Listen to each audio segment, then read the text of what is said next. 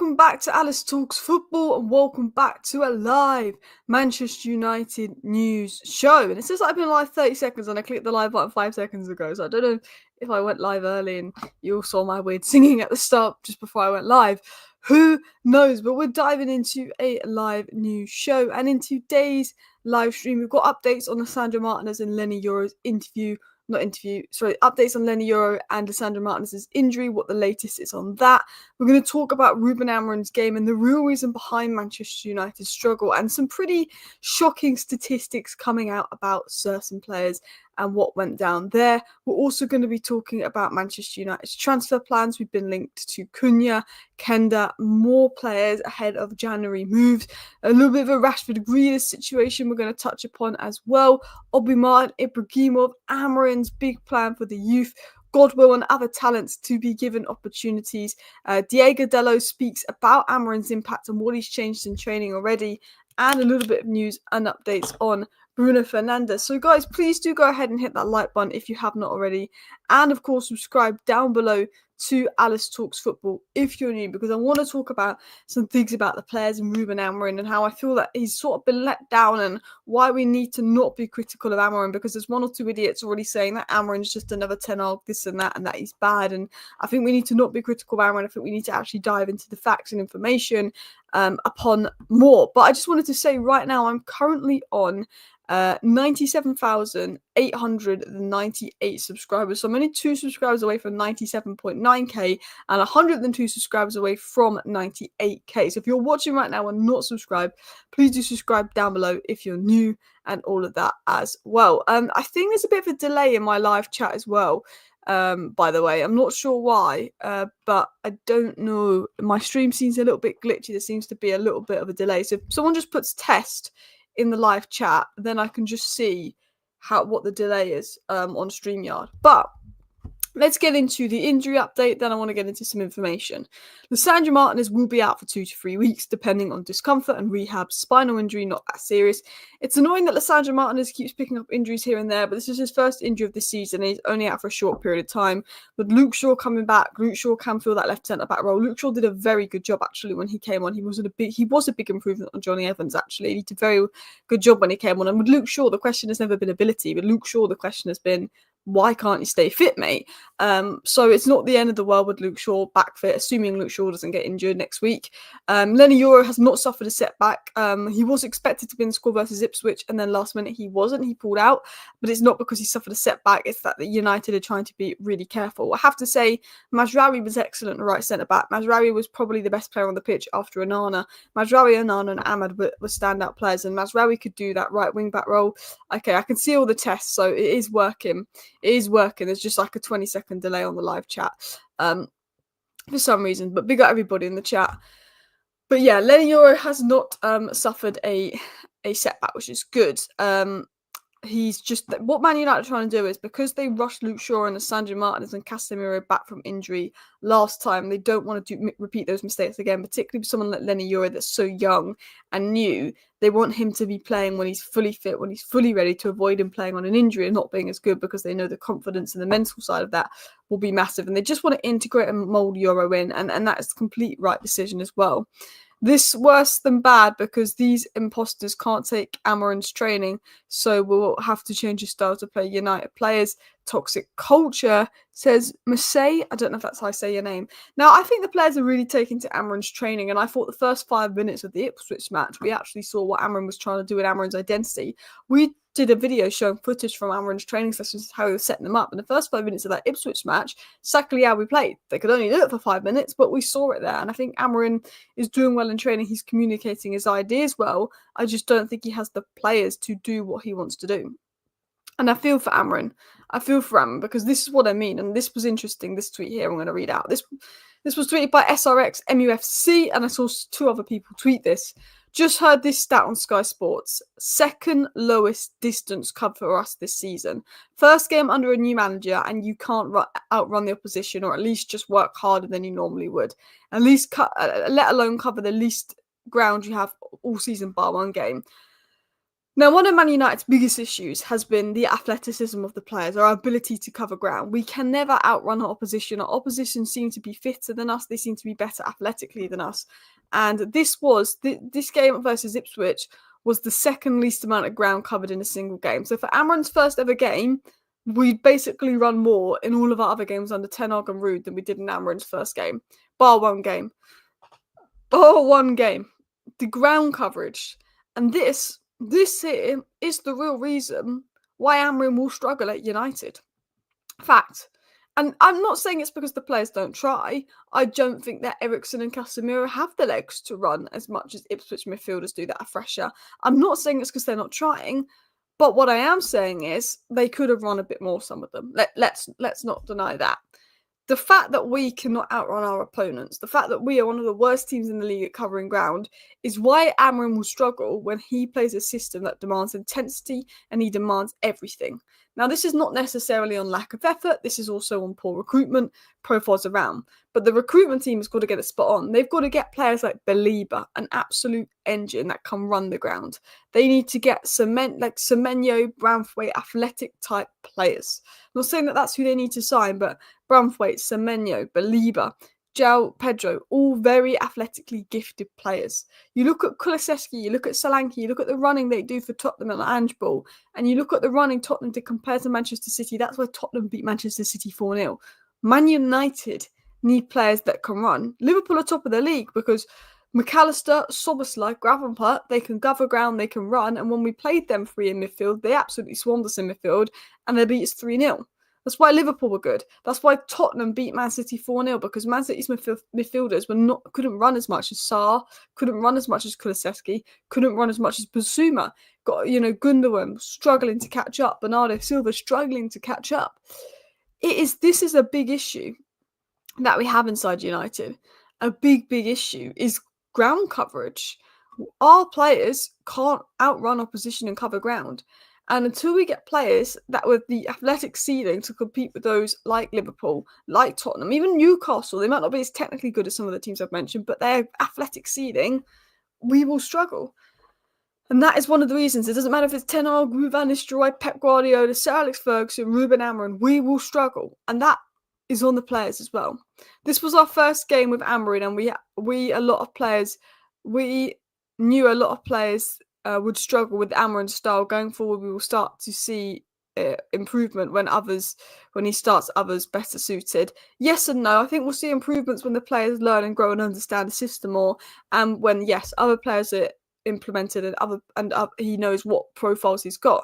I think Amad did a really good job at right wing back, but I felt that actually our biggest attacking threat was Amad Diallo, and actually Amad Diallo being our biggest attacking threat should really be playing a lot closer to goal. I thought that Garnacho, he seems to excel out wide when he played under Ten Hag rather than in central areas, so maybe Garnacho will be given a run at wing back next game. Mason Mount, I think his legs, he did quite well in the last 10 minutes when he came on. I thought Agate and Shaw did really well when they came on. I thought the subs made us better. I think Ruben Amorim will be learning things. And then my video earlier today, we spoke about everything that Ruben Amorim said post-match, and he was praising Amad and Anana and Mazraoui and being critical of other players and saying, but this player got better in the second half and this got better in the second half. Everything that we saw, Amorim saw, and Amorim knows that it wasn't good enough, but the second half was better. He will know to make those changes, and I think we will gradually improve. Now, we also have some transfer plans. Now, I'm not going to get too much into United transfer news and plans and all of that, but it was said that Manchester United are preparing a €60 million offer plus bonuses for Giovanni Kenda, and the United are monitoring Wolves' Matheus Cunha. Now, the reason I don't want to get too much into transfer news in today's live show is I think you have to take all transfer news with a pinch of salt. Amorim's only played one game. I don't think any decisions on transfers is going to be made after one game, but I do think there will be talk about one or two additions in January, maybe up top, maybe left wing back, see who's available for sure. But it was said that Manchester United are preparing a €60 million offer plus bonuses for Kenda. I do not believe that to be true. I do not think we have that kind of money, and I don't want to be dropping £50 million on a 17-year-old when I think that he's good and he could improve us. But he's one for the future. I want someone that's maybe 22, 23 that is going to start week in, week out. Is going to come into the starting 11 and improve it. Kenda could come into the starting 11. I think he would improve it. He knows Amorim ball. But if you go and drop 40 million on a midfielder that you know is going to start. It's a little bit different. It was also said that United are monitoring Wolves player Cunha. If you know me, I've been a massive fan of Cunha. I've been saying for a while that Manchester United should look at Cunha or João Pedro. I said in the summer we need a striker like Cunha or João Pedro because they can play behind Højlund and in Højlund's role. Cunha's incredibly hardworking, fantastic finisher, can link play, really, really talented player. And I think he would suit that left attacking midfield role unbelievably well under Amorim. But Matheus Cunha just had an unbelievable game versus Fulham. Yes, Man United have always had an interesting Cunha, but he's just had an unbelievable game versus Fulham. So again, I think it's media guesswork. Cunha was sick at the weekend. Let's link him to United because a lot of United fans talk about wanting Cunha in. Don't actually think there's anything in it. I think the mainstream media don't have a clue what we're going to do in January or the summer. Amorim's just come in. Man United probably haven't decided what they're going to do in January because they're waiting for Amorim to assess the squad and see what he wants. I think Man United will make their January transfer decisions in a month. Late December, they'll be making them. I think until we're into December, until we're 2-3 weeks down the line, I don't think any journalist has a clue about Amorim's plans. I think in 2-3 weeks, Amorim will be talking with Ineos about, we can improve this, we can improve that. But I actually think all the transfer news that's coming out today, that came out last week, that comes out next week even, will just be guesswork. I think we'll be linked to sporting players, we'll be linked to whoever's doing well, we'll be linked to all these obvious players. I don't think we're going to get any interesting exclusives until mid-December, until Amorim's been here 3 weeks. And then we might be linked to a player all of a sudden we haven't linked to, and we might make a move for them in January. There is funds there. Jim Ratcliffe is apparently willing to spend in January, but I do think a lot of the transfers and the links are guesswork, if I'm going to be completely honest as well. Man United players need to step up. I agree. I felt that they tried yesterday under Amorim, but I just think we lack so much physically compared to other teams, and that is on recruitment. But I also think, this is the second least amount of distance covered in a United game this season. They could have given more in that match as well. Amorim's reign will not start properly until there's a complete clear out of the squad and a proper rebuild. Amorim's reign will not properly start until next season. Amorim, I think what it is with Ruben Amorim, if I'm going to be honest, and what I think is going on with Ruben Amorim is I think this season is Ruben Amorim's opportunity to get to know the players and implement his philosophy so the players sort of know and understand his philosophy. And I think next season will be Ruben Amorim's sort of like real deal. I think this season is teach them my system so they know my system. So next season they're prepared, they know the system, and next season when the ins come in, the outs go out, that's when I think it will go off. If you want my honest opinion, he wants them to know and understand his system. Next season, they will know his system. They will understand the system, and then from them, it could go off. Højlund's not playing good at the moment. I agree on this, but they say he's bad due to 15 minutes of play yesterday and saying, yeah, you only play 15 minutes. Let's not write him off. I annoyed me how Højlund dribbled around a few players, but was actually dribbling towards our goal rather than the opposition goal. And I think he was a bit. I feel like he needs to take more risks, but I think if we give Højlund the ball in good areas, I think he'll do well. After the Rashford goal, the second best thing we created was when Ahmad went on that good run towards the end. I think with Rashford and Højlund, they can put the ball in the back of the net. I just think that we need to get the ball to Rashford and Højlund in better areas. I felt that with Rashford and Højlund as strikers, I felt a bit sorry for them because I felt that they weren't, it's not their job to come deep and get the ball. They're meant to be receiving the ball, and that wasn't happening enough. So I did feel a little bit for them as well. I'm sick of rebuilds. Every rebuild, we have to do a rebuild again. I'm sick of it. And to be fair, Ineos want Amorim to get the best out of the current squad. Ineos believe that we have a better squad than what's been seen recently. And Ineos have tasked Amorim a job of just getting the best out of these players and then recruitment. But I think with the academy, with the players that we do have, I do think that actually there's a squad there where we could get playing some all right football if everybody's fit. It's then about having a few signings like a left wing back, a midfielder with legs, someone that can score goals to add to that, maybe another centre back for depth. But look, I like Cunha. I would take Cunha at United in a heartbeat. I like Kenda. I would take him at United as well. But I think he could have another. I think he could benefit from another season at Sporting. But I think let's take the transfer window and the transfer news with a pinch of salt. But it is annoying that we're going to have to go into another rebuild. But I think it's needed. It's a new manager. So let's talk about this quickly before I get into the youth. Before I talk about Ibragimov and stuff. Grealish has 0 goals for Man City in 2024, and the media's not said a thing. Grealish has been picked for England every international break, has 0 goals for Manchester City in a year nearly, and the media is radio silent about it. Now, I'm not saying that Marcus Rashford has been good. He's not been good. He's been poor. He deserves criticism, but he doesn't deserve anywhere near the amount of abuse he gets. Not at all. He gets way too much abuse, way too much stick. I saw people losing their mind and screaming about Rashford yesterday, the goal scorer. He's the goal scorer, he's the 9. He's not meant to track back. He's meant to stay high and they're meant to give the ball to him. He got the ball to him once and he scored. Rashford did his job yesterday, for all I'm saying.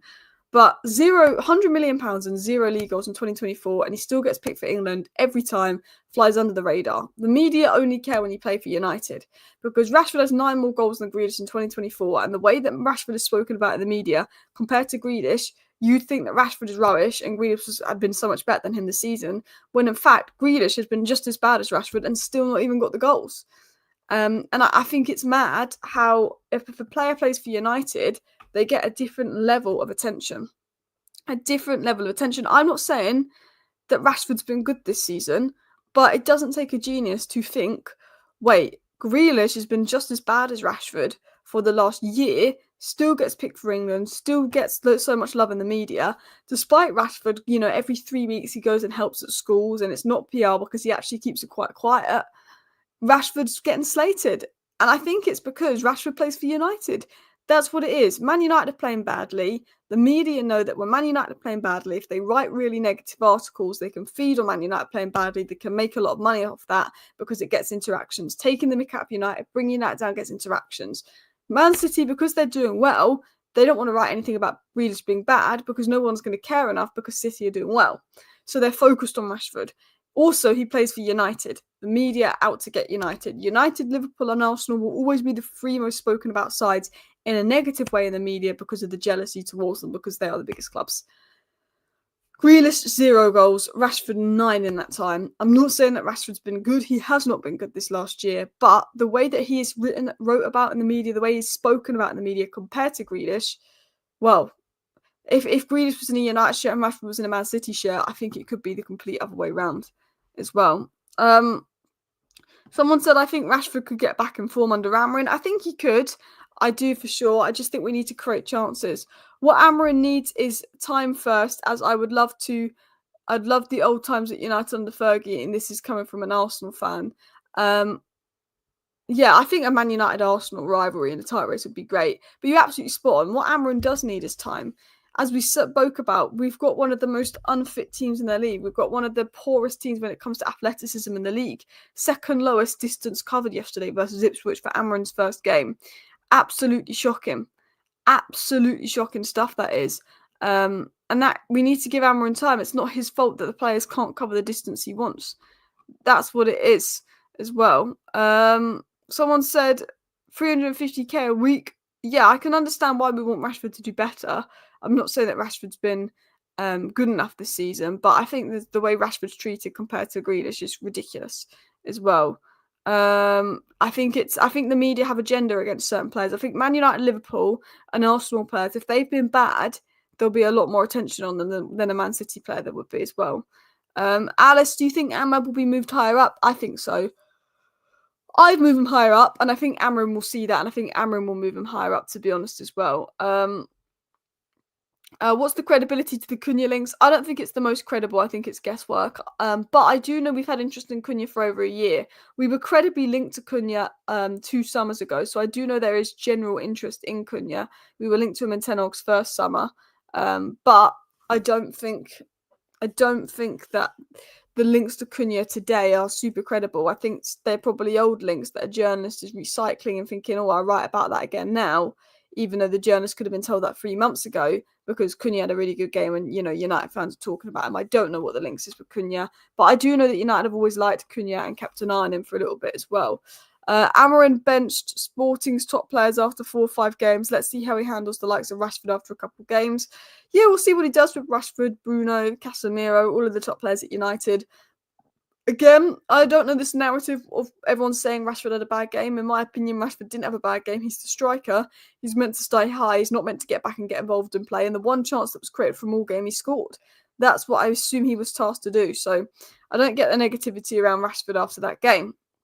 But let's continue back into some more news and stories. So let's talk about Manchester United's youth and some reported plans for our youth side. It was said that Obi Martin is with the Manchester United under-19s on their flight to Amsterdam today ahead of the UEFA Youth League qualifier first leg against AZ Alkmaar. Ethan Wheatley, Amir Ibragimov, Jack Fletcher, Reece Monroe, Bian Chiri, Jacob Devaney, Jaden, Louis Jackson, Habib Ogonais, James Scanlon, and Bentito Mantato, all part of United's under-19 travelling squad. But Amir Ibragimov, that's 15 years of age, is now part of the United under-19s. He's breaking his way into the under-18s. He's doing incredibly well. And Obi Martin is also in the lineup. And they're two players in the academy that Amorim could take a liking to. It was said that 16-year-old Amir Ibragimov has been directly involved in 11 goals in 622 minutes for Manchester United's under-18s and under-21 side. So far this season, that's a goal every 57 minutes on average, a goal or assist every 57 minutes. 16 years of age, playing with under-21s, playing with under-18s, averaging a goal contribution every 57 minutes. He's having an unbelievable start to the season, and he is one of the players that Ruben Amorim's taking a liking to. Obviously, Godwill Kokoni was in the matchday squad yesterday. He's a player that Amorim's involving in training and taking a liking to. But the likes of Amir Ibragimov, Shea Lacey, Bian Chiri, Obi Martin, Saku Kone, if they impress, they could also get opportunities as well. I agree. I think we should look at other player performances rather than Rashford. Yeah, I think there's just too much of a focus on Rashford. I just think, for me, I don't think Rashford was amazing yesterday, but Rashford was the striker. His job is to stay high and he needs service. And when he got service, he scored. He only got one bit of service, he scored that. Yeah, some people might want him more involved in play, but his role was to stay high. And there's just so much focus on Rashford, the goal scorer. And I just think that as a fan base, we've got it out for Rashford. You know, I said, look, if Rashford is poor this season and has a poor spell under Amorim, we will have to look at selling him in the summer. And I'm saying this as someone that rates Rashford. But I just think, as a fan base, every time we don't win, the first person everyone seems to look at is Rashford. Rashford, the goal scorer. Was Rashford a 10 out of 10? No. He was a 6 out of 10. He did his job. He was asked to score a goal. He did his job. He had no service. He was living on scraps. Absolutely nothing, because Højlund didn't do anything when he came on either. But everyone seems to blame Rashford, and it's like, well, actually, Garnacho had a worse game than Rashford. And I like Garnacho, and I don't like to blame Garnacho because he's 20, he's raw, he's young, but he did. He had a worse game than Rashford. Dalot grew into the game, but he struggled positionally. I thought De Ligt wasn't the best in terms of the stepping up. I thought Johnny Evans got cooked, and we got a lot better when Luke Shaw came on. No disrespect to Johnny Evans, he's 36 years of age, of course. I think there was a lot of things, to be honest. I thought Casemiro and Eriksen were poor. But every time we drop points, everyone seems to look at Rashford first and say, oh, Amorim's going to drop Rashford. It's Rashford's fault we drew. It's not Rashford's fault we drew. Was Rashford unbelievable? No. Did he do all right? Yes. But were there players that were worse? Yes. But everyone seems to talk about Rashford whenever we drop points, which is why I back him as well. He's not being asked to run back as well. I agree with you, Alice, but Rashford's supposed to be the face of the team given his seniority. When you're supposed to be a marquee player at 350k in your prime of your career, you have to do better. And I agree. I agree that Rashford has to do better, and I will criticise Rashford. But what I try and do is I try and criticise Rashford fairly, because I think that as a fan base, we've got this thing of just piling everything onto Rashford and blaming Rashford for things. Could he do better? Yes. But is he the reason we're losing? No. Is he the reason we're drawing? No. And I think some people create this narrative that it's all Rashford's fault, and I don't like that, and that's why I like to back Rashford, because I think it's a bit over the top. I am more worried about Garnacho. I think he needs to improve team skill. I tried passing myself, which I think, it was the decision making, holding on to the ball too long. I like Garnacho. He's young, he's raw. A lot of it's decision making. He will improve with time, but I completely agree. I think that, he would lack that burst of pace. He held on to the ball too long. I don't think Garnacho had the best game for United, and I think he might be more beneficial out wide in Amorim's system, if I'm going to be totally honest as well. But let's talk about another story. So obviously this is what Diogo Dalot has had to say on Amorim coming in, the impact of Amorim coming in, how it's been different for the United players. Also, guys, we are 1 subscriber away from 97.9k. So if you're watching right now and you're not subscribed, please do subscribe so we can hit 97.9k. But Dalot spoke about Amorim coming in and the impact he's already making. This is what Dalot said. He said Amorim has had an incredible impact. I think his philosophy and the way he wants us to play suits the standards of this club, and now we have to put that into practice. He is very demanding. He is exactly what we need for this type of club. Very demanding people, very professional, who work hard for the team. He says, work hard, give an option, and don't be afraid to have the ball. The message was clear to everyone. That's what Amorim said to the players. Amorim, wants us to have more control over the games. But Delo is saying that Amorim has come in, he is having an immediate impact because every United player can see his philosophy. Now, one of the things that United players used to say about Ten Hag is they can't understand what he's trying to do and they can't understand his philosophy. The players can see Ruben Amorim's philosophy, and in fact, they executed it for about 5 minutes versus Ipswich. And while it only lasted 5 minutes, you could see when we scored the goal, that was exactly what we've been doing in training, and that's exactly how Amorim had set them up in training. And he's telling them to work hard. He's telling them to make sure you give an option, have the ball, keep the ball, and he wants more control over the ball. And I think the United players will learn that and develop in time. Is Ruud van Nistelrooy going to be the next Leicester manager? Apparently, he's one of the candidates for the job as well. Someone said, "What's your thoughts on Delo?" I think that I don't think he's suited to the left wing back role, but I thought he grew into the game, but he had a few vulnerabilities, and I think he will move to right centre back or right wing back. A lot of people being very negative about Delo, and I do think, again, it was a bit of it's a little bit of an overreaction. It's his first game under Amorim in a completely new system, in a position he's never played before. You've got to remember that as well. Someone said loan Garnacho. I wouldn't loan Garnacho, but I think Garnacho having his minutes managed better and him coming off the bench here and there and not starting every game could be beneficial to him. If I was going to be totally honest, I think it would benefit for him. It was also said that Bruno Fernandes has created 139 chances in the Premier League since the start of last season. That's 60 more than any other player and 83 more than any of his United teammates, showing that, again, Bruno and Rashford, who seem to get the most stick online, are probably the two players when it comes to making something happen, goals and assists, that have bailed us out a lot this season. Alice, who's the best player for United this season? Probably Anana or Mazraoui have been my two standouts this season, but it's not really hard to pick because most of the team has been particularly poor as well. Delo's had a poor season, I agree. I like Delo, but he has had a poor season. I can agree with that as well. But I think Anana's had a very good season. I think Anana, since we've been knocked out of the Champions League, has been very good. And as Doogie said here, he said Andre Onana's ranking amongst the 140 goalkeepers to feature in Europe's top 5 leagues since the beginning of 2024. Clean sheets, he's joined 8th, so 5th with 5th overall. 8th with 5th overall, and XG prevented, he's second with 4.2 XG prevented. So he's prevented XG of 4.2, which is the second best, showing that he's making the second best stops in Europe. And in terms of clean sheets, he's joined 8th with 5 clean sheets. So considering also how much work he has to do because of defensive mess, and Anana's having a good season. Anana, Mazraoui and Ahmad are having good seasons so far, and hopefully more players can get back on track. And also, we can also say they're having a good season as well. Did you see the video of Anana practicing the way he saved that wonder save? The way that Anana save, guys, I feel like you'll know the one I'm talking about. One of the Anana saves, easily save of the season for me. How he got his finger on that, I do not know.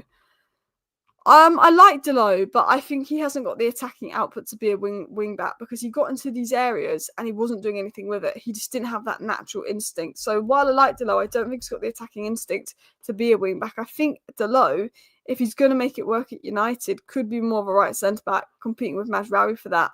Who knows? But I think he could do a job at right wing back. I think he'd be better at right wing back than left wing back. But I don't think he's 100% suited to the wing back role because I think he's a better defensive midfielder than actually going forward in his attacking game.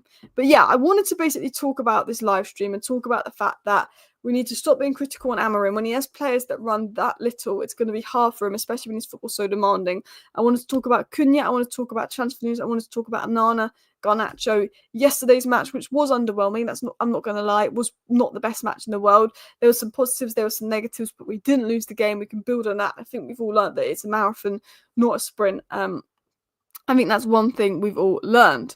But listen, people, I'm going to wrap up today's live show because I'm going live on the United View in about 10 minutes. So please hit the like button. Of course, subscribe down below if you're new. I'm over on the United View at 7 p.m. Thank you for watching. See you next time. Bye.